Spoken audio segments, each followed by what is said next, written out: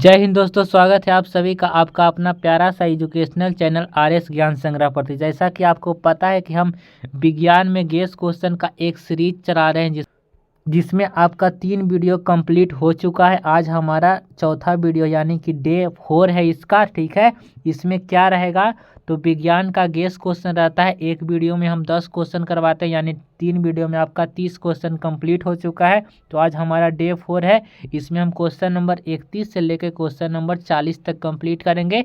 और इसमें देखिए विज्ञान यानी कि इसमें फिजिक्स भी रहेगा, केमिस्ट्री भी रहेगा और बायोलॉजी यानी कि तीनों विषय से मिक्स करके आपका गेस क्वेश्चन रहता है। ठीक है, और इस वीडियो में जो भी गेस क्वेश्चन करवाया जाएगा वो 100% आपके परीक्षा में आने वाला प्रश्न रहता है। ठीक है, तो अगर अभी तक आपने हमारे चैनल को सब्सक्राइब नहीं किया होगा तो चैनल को सब्सक्राइब जरूर कर दीजिएगा और वीडियो को ज़्यादा से ज़्यादा अपने दोस्तों तक क्या कीजिएगा तो शेयर जरूर कर दीजिएगा। ठीक है, तो चलिए बिना देर के वीडियो को स्टार्ट करते हैं और आज के पहला क्वेश्चन पर आते हैं।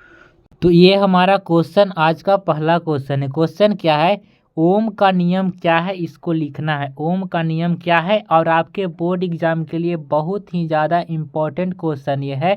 आपके बोर्ड एग्जाम में कम से कम ये क्वेश्चन 10 बार से ज़्यादा बार आपके बोर्ड एग्जाम में ये क्वेश्चन पूछा गया है। ठीक है, तो ये क्वेश्चन को एकदम आपको याद कर लेना है और इसका आंसर भी हम बिल्कुल सिंपल तरीके से यहाँ पर लिखे हैं। इसका आंसर क्या होगा तो यहाँ से आप लोग याद कीजिएगा, स्थिर ताप पर किसी चालक में प्रवाहित होने वाली धारा, क्या लिखेंगे, स्थिर ताप पर किसी चालक में प्रवाहित होने वाली धारा उसके सिरों पर उपस्थित विभवांतर के समानुपाती होता है, जिसे ओम का नियम कहते हैं। ठीक है, सिंपल तरीके से लिखेंगे, स्थिर ताप पर किसी चालक में प्रवाहित होने वाली धारा उसके सिरों पर स्थित विभवांतर के समानुपाती होता है, जिसे ओम का नियम कहते हैं।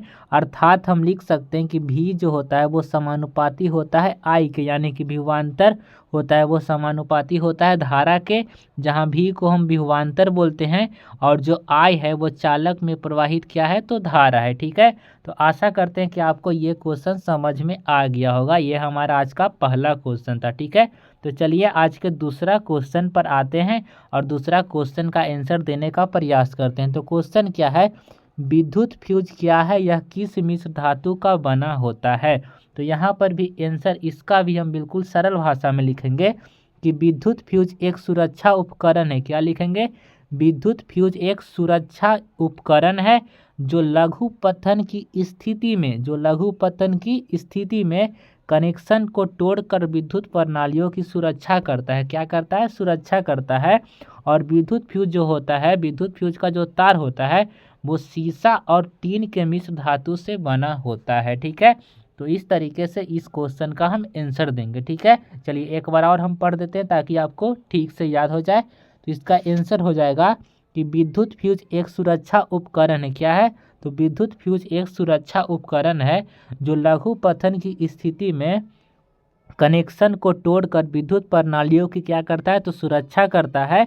और विद्युत फ्यूज का जो तार होता है वो सीसा यानी कि पीवी और टीन यानी कि एसएन मिश्र धातु से बना होता है। ठीक है, तो आशा करते हैं कि आपको ये दूसरा क्वेश्चन समझ में आ गया होगा। ठीक है, तो चलिए आज के तीसरा क्वेश्चन पर आते हैं और तीसरा क्वेश्चन बिल्कुल इजी क्वेश्चन है। क्वेश्चन क्या है, सजीव के मुख्य 4 लक्षण को लिखें। सजीव के मुख्य 4 लक्षण को लिखें और आपका ये 2 नंबर का क्वेश्चन है और बिल्कुल इजी क्वेश्चन है। तो यहाँ पर हम लिखेंगे सजीव के मुख्य 4 लक्षण निम्नलिखित है। क्या लिखेंगे, सजीव के मुख्य 4 लक्षण निम्नलिखित है।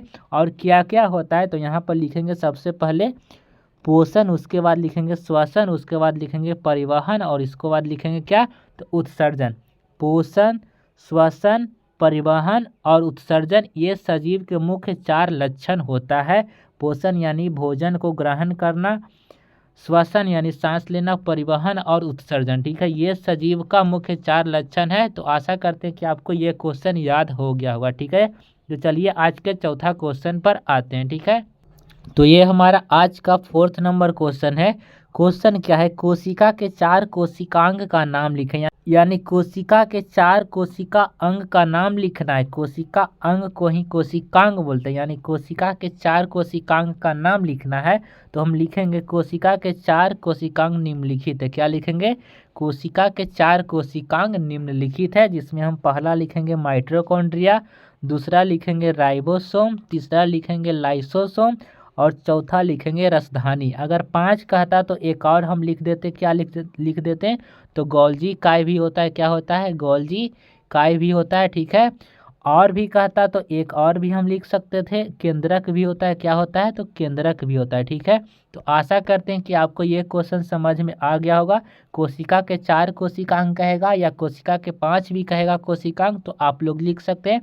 5वां में क्या लिख दीजिएगा, तो गोल्जी काय, ठीक है, गोल्जी काय या केंद्रक भी लिख सकते हैं, ठीक है।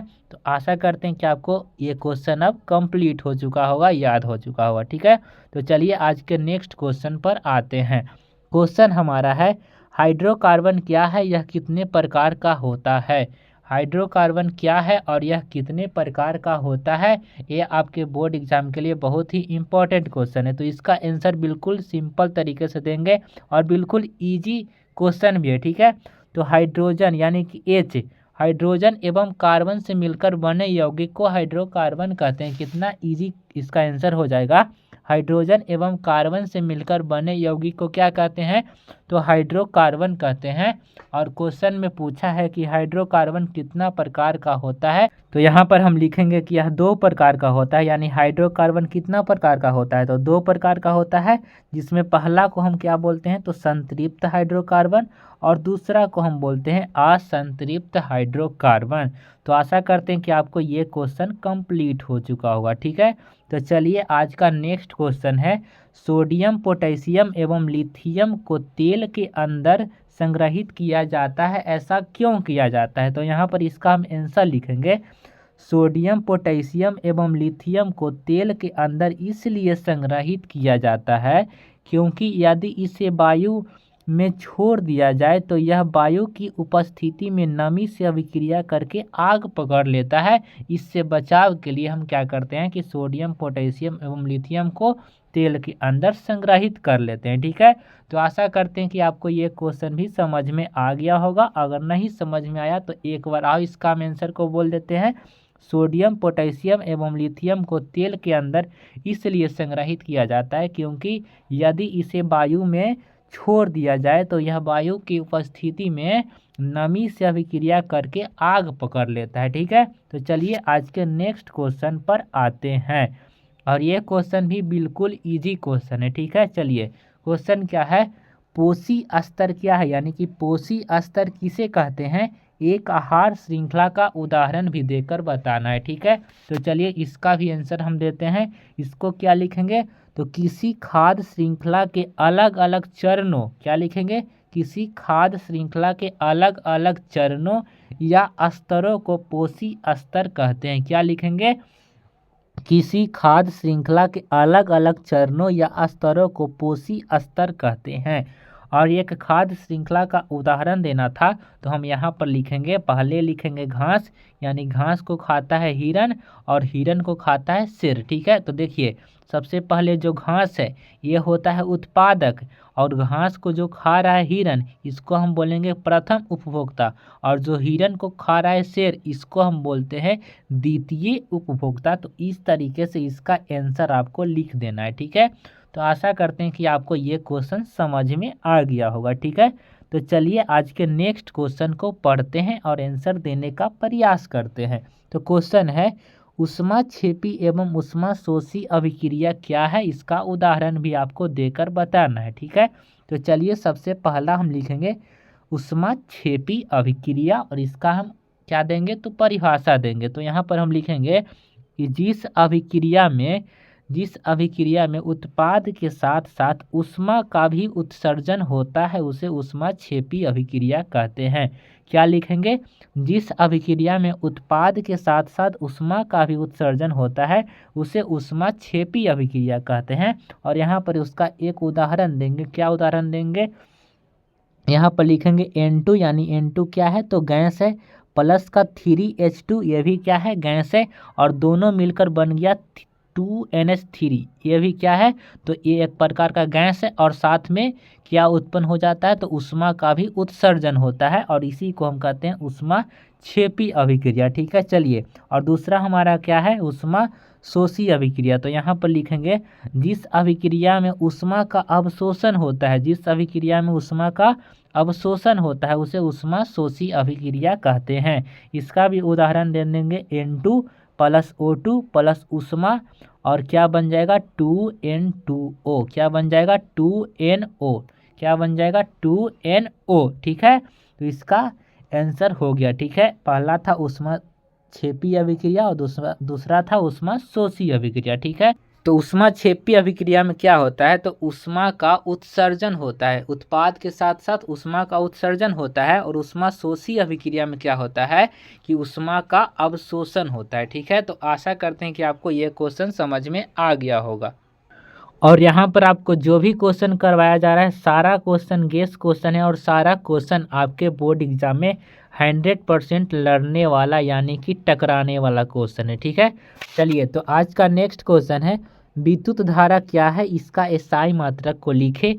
ये क्वेश्चन आपके बोर्ड एग्जाम में कम से कम 6 से 7 बार से ज़्यादा बार पूछा गया क्वेश्चन है कि विद्युत धारा क्या है, इसके एसआई मात्रक को लिखें। ठीक है, तो चलिए इसका हम आंसर देंगे कि किसी परिपथ में इलेक्ट्रॉनों के लगातार प्रवाह को विद्युत धारा कहते हैं। क्या लिखेंगे, किसी परिपथ में इलेक्ट्रॉनों के लगातार प्रवाह को विद्युत धारा कहते हैं और इसका एसआई मात्रक जो होता है वो एम्पियर होता है और एम्पियर को ए से सूचित किया जाता है। ठीक है, तो आशा करते हैं कि आपको ये क्वेश्चन समझ में आ गया होगा कि विद्युत धारा किसे कहते हैं और इसका एसआई मात्रक क्या होता है।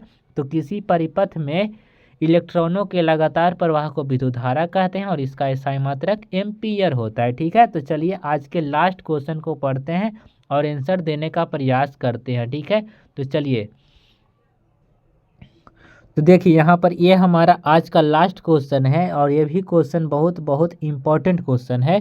क्वेश्चन है एस्टीकरण अभिक्रिया क्या है। ठीक है, एस्टीकरण अभिक्रिया क्या है, तो यहाँ पर हम इसका भी आंसर बिल्कुल ही इजी तरीका से सरल भाषा में देंगे कि जिस प्रकार अम्ल तथा क्षार की अभिक्रिया से लवण बनता है। क्या लिखेंगे कि जिस प्रकार अम्ल तथा क्षार की अभिक्रिया कराने पर हमें लवण प्राप्त होता है, ठीक उसी प्रकार अम्ल तथा एल्कोहल की क्रिया से एस्टर का निर्माण तथा एस्टर तथा जल का निर्माण होता है। क्या लिखेंगे, तो जिस प्रकार अम्ल तथा क्षार की अभिक्रिया करके लवण बनता है, ठीक उसी प्रकार अम्ल तथा एल्कोहल की क्रिया से एस्टर तथा जल का निर्माण होता है और इसी अभिक्रिया को हम क्या कहते हैं, तो एस्टीकरण अभिक्रिया कहते हैं। और इसका हम नीचे उदाहरण दे देंगे।